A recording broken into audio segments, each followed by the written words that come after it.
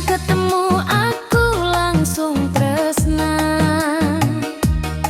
Mesem manismu gawe ati kesengsem.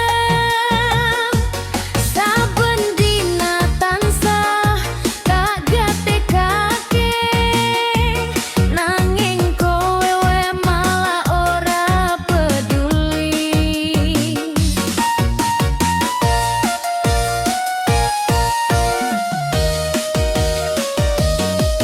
Tak kirimi kabar ora dibales, tak ojak ketemu tansah alesan.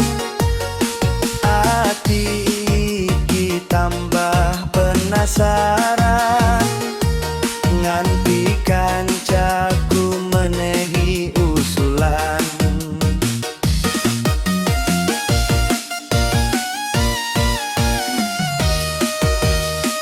Tresno ditampik dukun sing tumindak. Nek cara biasa wis ora ana hasile. Tresno ditampik dukun sing tumindak, nanging pungkasane aku malah ketipu dewe.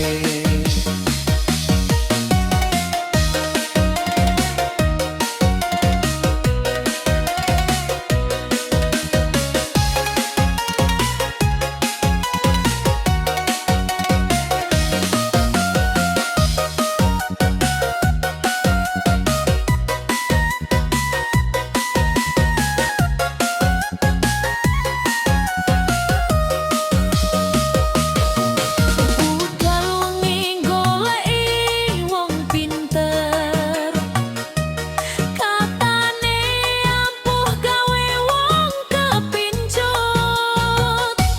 Duit tabungan entek ora kroso, nanging sliramu tetep ora nyetak.